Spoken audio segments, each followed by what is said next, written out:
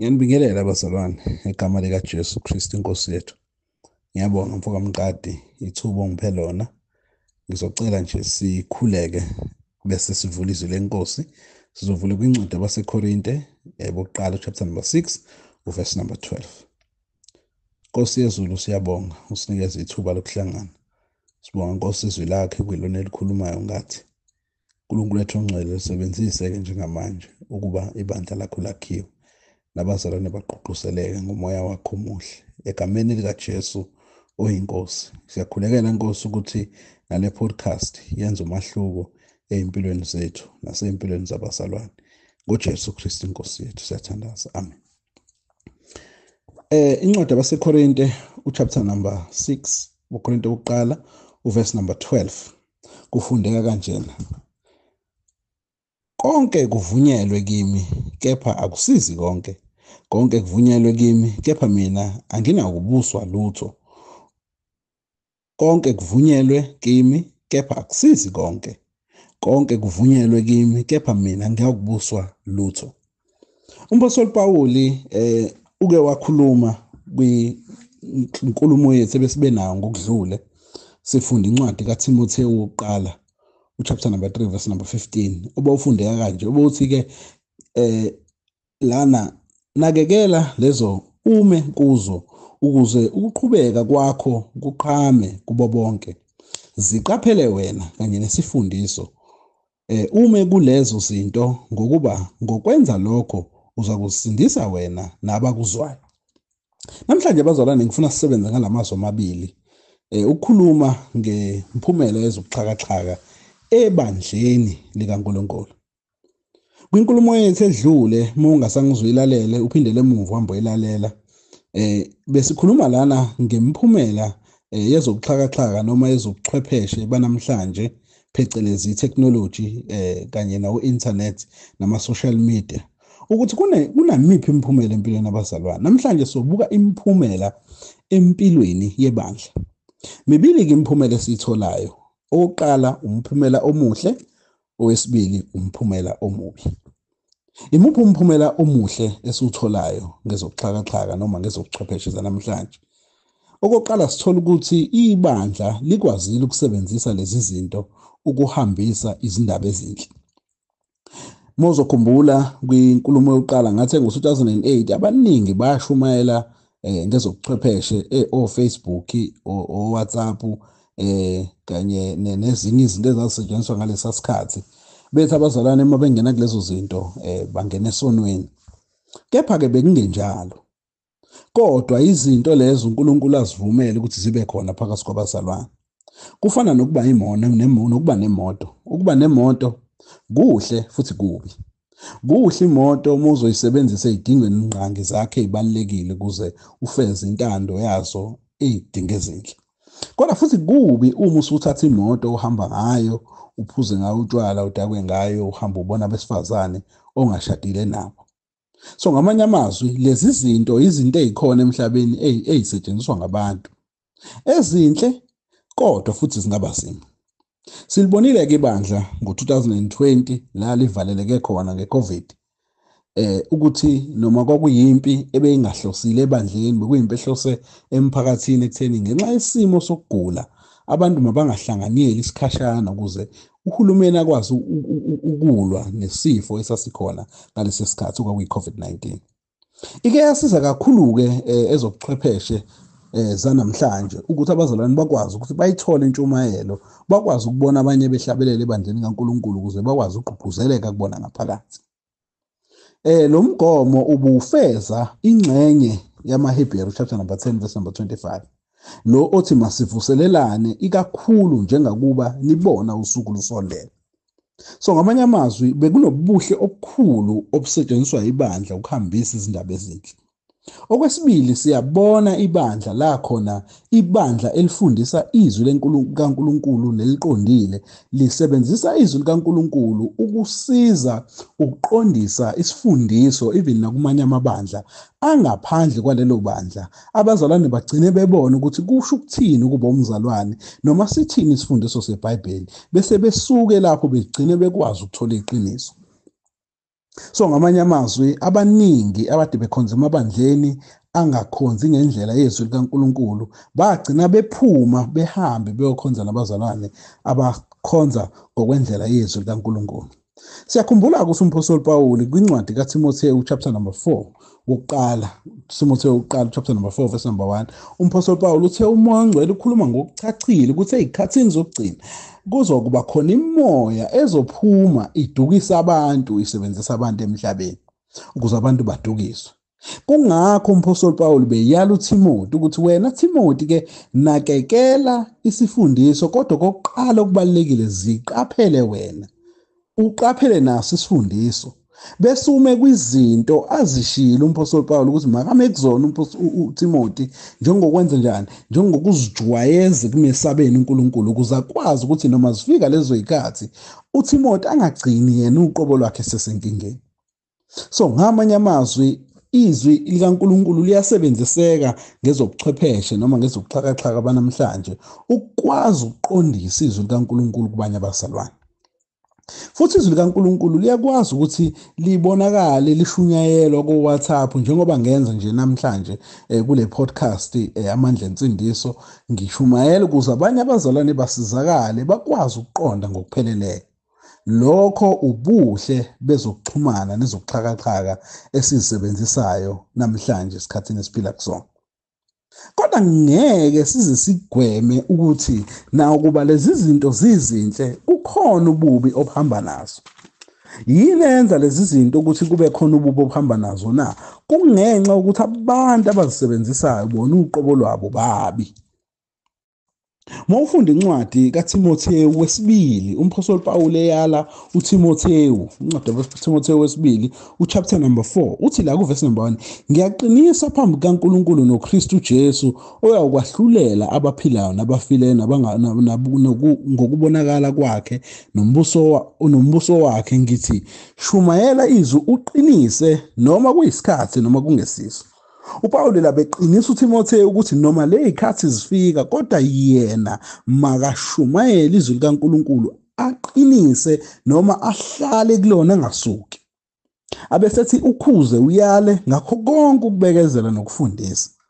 Ngaphambi kokuba ngiye kwizindlela ezimbi ngifuna ukuveza le ndlela enhle enye futhi esizayo bese ngiyibalule la khona ibandla eliqondisa izwi likaNkulunkulu lisiza ngokuthi lingene kulezi zinto ezisetshenziswayo noma kuthiwa ama-platform ngesingisi la zobuchwepheshe ukuthi bakwazi abanye ukusizakala ngabo WhatsApp nangabo Facebook ukuze abantu abangekho ebandleni bakwazi ukubona isifundiso sikaNkulunkulu siqinisiwe besolwe ngakho konke ukulunga bakhuzwe uma bephambuka ezwini likaNkulunkulu. Kanti uTimothi ku-chapter 4 kaTimotheyu uqala chapter number 4 verse number 1 uPawuli bevezile ukuthi abaningi bawukuhlubuka ngisho ukukholwa.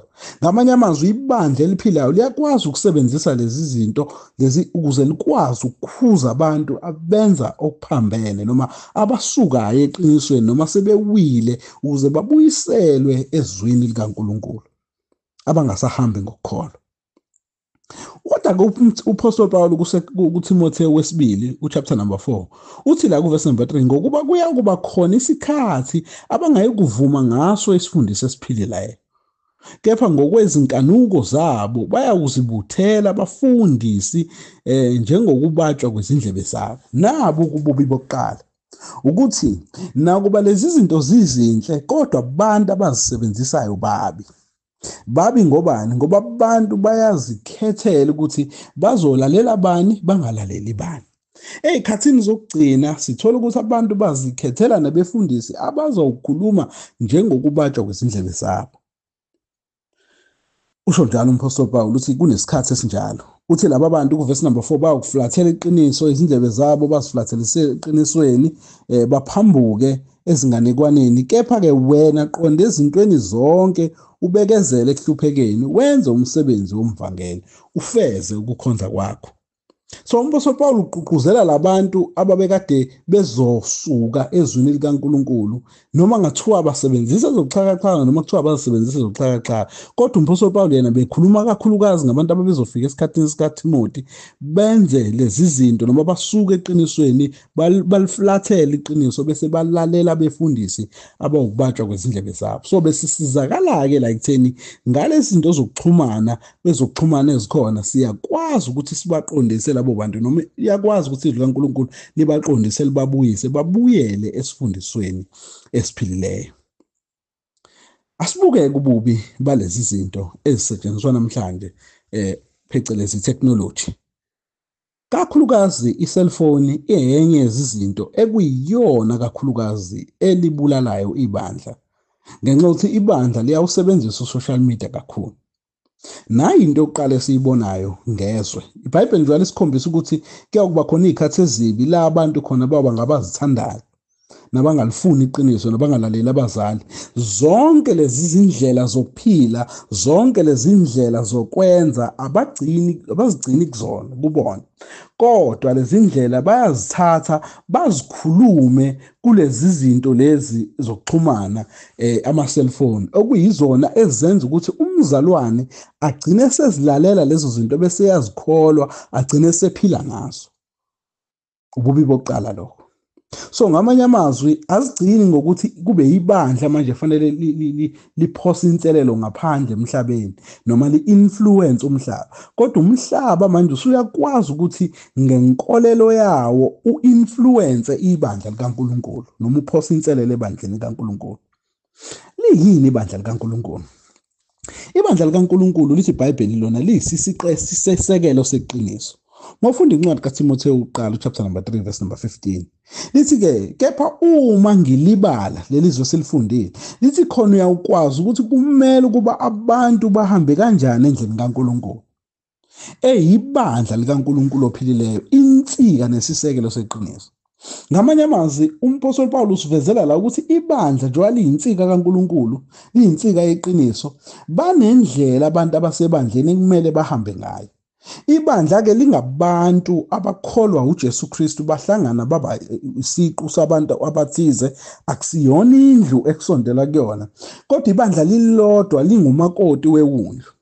But labantu batholakala ezindaweni ezihlukahlukene ngokwamadokodo aseduze kwalapho behlala khona. Ngamanye amazwi kungani labantu besondelana ngokwamadokodo alendawo abasondelene kuyona na?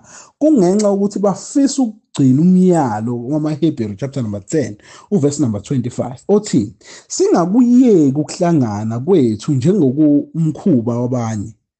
So ngamanye amazwi ukuze abazalwane bakwazi ukuhlanganyela njalo kuyaye kube kuhle ukuthi umzalwane asondelele ebandleni eliseduze naye, kodwa hhayi nje eliseduze naye kuphela, kodwa eliseduze neqiniso. Ngobani? Ibandla kumele libe yisisekelo seqiniso la uNkulunkulu aphila kulona. So into esiyibonayo-ke namhlanje sibona ukuthi izinto ezenziwa abantu bangaphandle emhlabeni zithathwa abazalwane ngaphandle emhlabeni bazibuyisele ngaphakathi ebandleni. Sibona imidanso eyenziwa ngaphandle laphana ifakwe kuma-platform lawa asetshenziswayo, ibandla liyithathe leyo nto lizoyifaka ebandleni, sithi siyabona ebandleni sekunemidanso eyenziwa yizwe ngaphandle.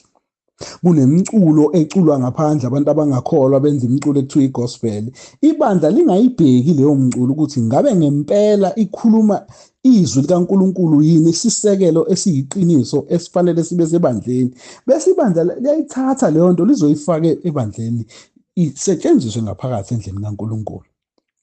Kanti kuphi bekufanele kwenzeke? Bekufuze ngabe ibandla yilona njengoba liyisisekelo seqiniso lithatha izinto ezingaphakathi ebandleni lizukele ezweni likaNkulunkulu, kube yilona elihambisa umculo ngaphandle ukuthi ibandla nayo indlela ekufanele lihlabelele ngayo. Kodwa sibona amatafula ephenduka, lokho okungaphandle sekususwa ngaphandle kulethwe ngaphakathi.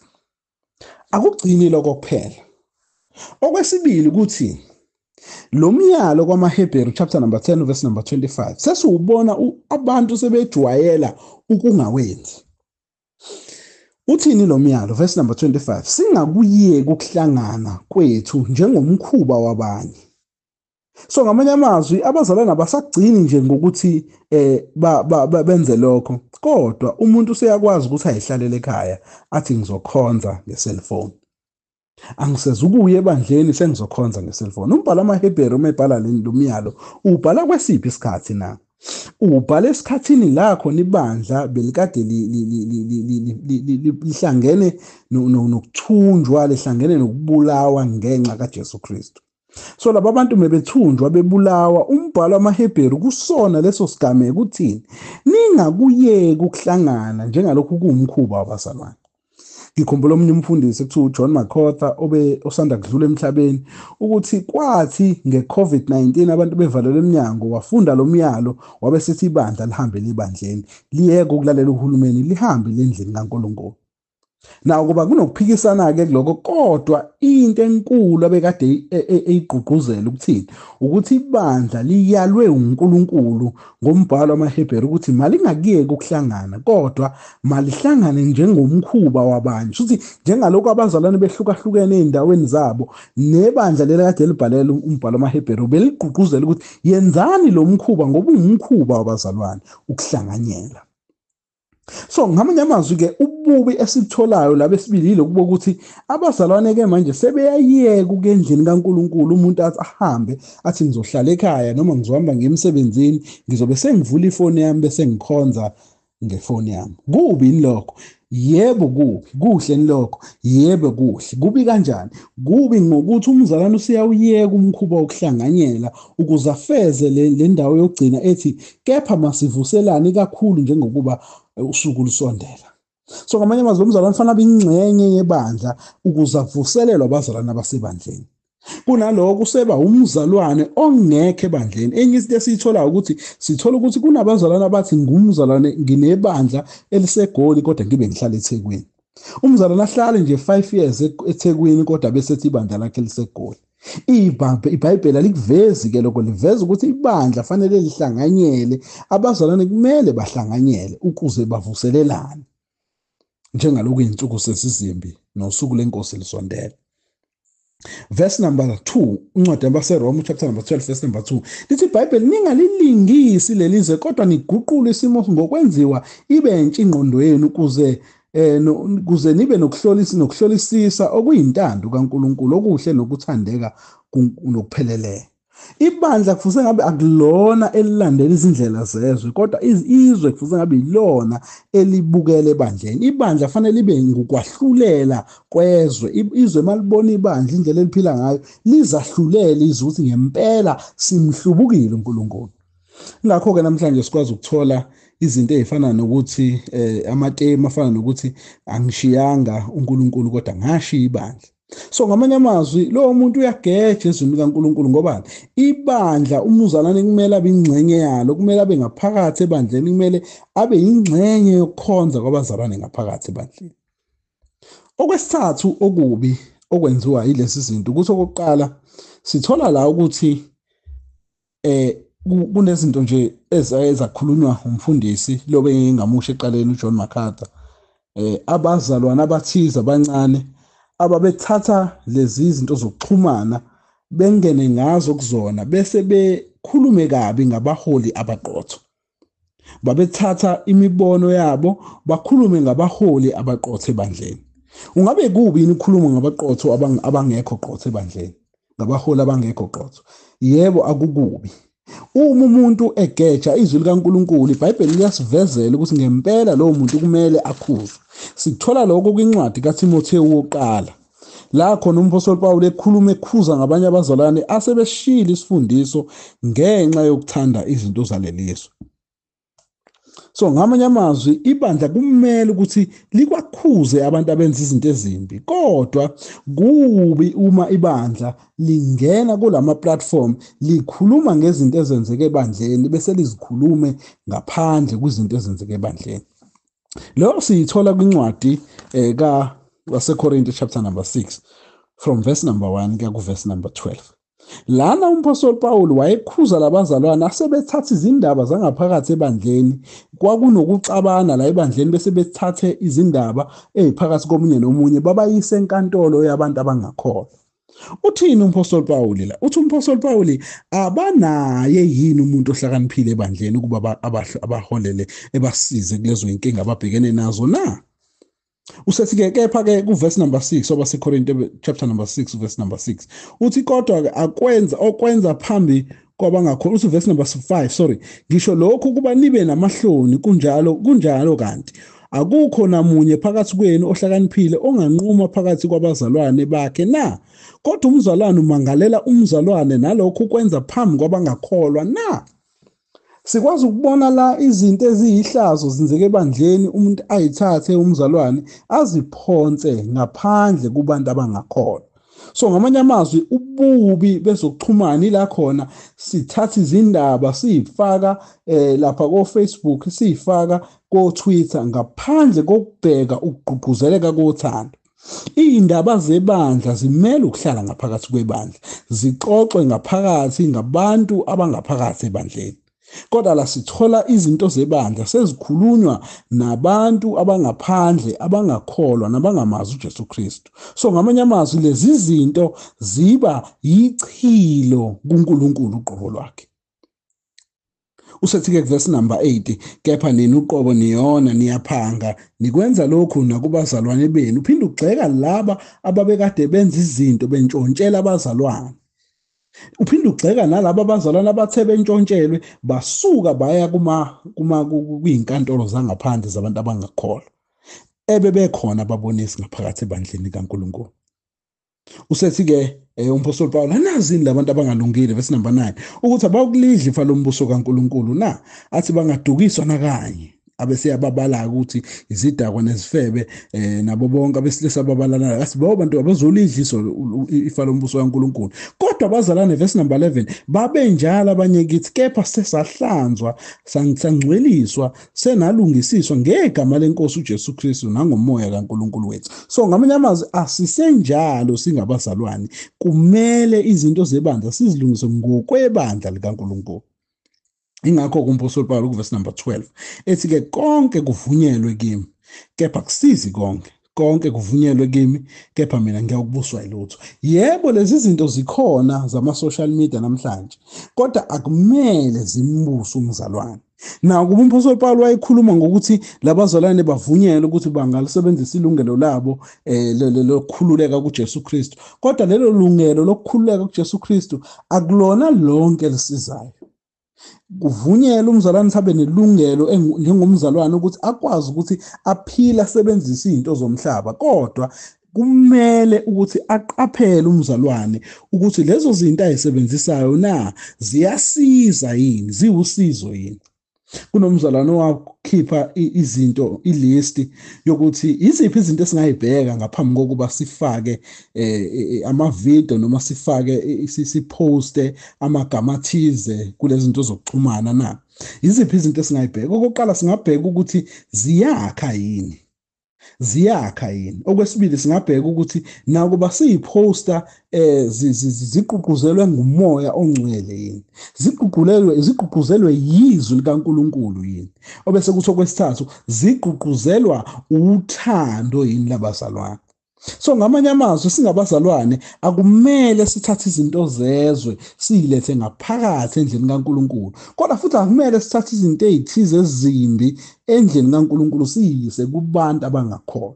Kumele sithathe izinto ezinhle ebandleni likaNkulunkulu sikhombise izwe ubuhle bukaNkulunkulu ngaphakathi endlini kaNkulunkulu, bese siyazigwema izinto ezimbi eziqhamuka ezweni zibuyela endlini kaNkulunkulu. uTimothewu umpostoli Pawulo kwincwadi kaTimothewu chapter number 4 uverse number 7 uyala uTimothewu kanje uthi, uyala izingwanekwane ezingcolileyo nezezalukazi kepha zijwayeze kumesabeni uNkulunkulu. So ngamanye amazwi kunokuthi silwe singabazalwane, silwe phambi kwabantu abangakholwa, kuhle ukuthi senze njani, sivele sizigweme ingwanekwane zabantu abazithathayo. Uma ukuthi abantu bakhuluma izinto ngaphandle basinikeza izaluleko, kuhle ukuthi sizigweme izaluleko zingezi kuthina. Nathi kumele sizijwayeze ukumesaba uNkulunkulu, singathathi izindaba zebandla sizise ngaphandle kubantu abangakholwayo. So ngamanye amazwi ububi balezi zinto bumbacambili. Buhle kukhona ubuhle, sorry, kukhona futhi nobubi.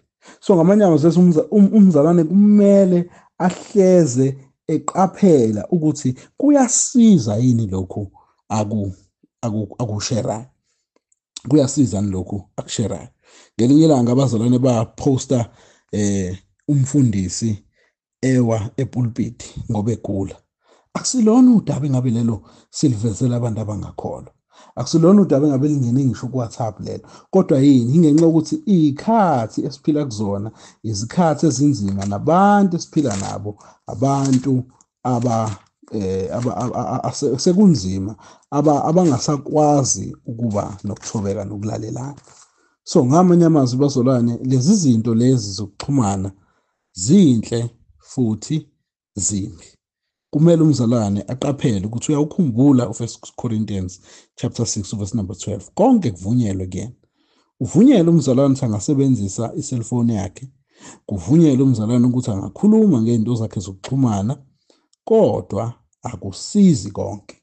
Kukhona izinto ezizoba usizo, kukhona izinto ezingeke zibe usizo. Amen. Siyabonga Nkosi ngaleli zwi silikhulume namhlanje. Engathi Nkosi ungalenza silibuke ngendlela efanayo, siqonde kunye. uJesu Kristu adunyiswe. Amen.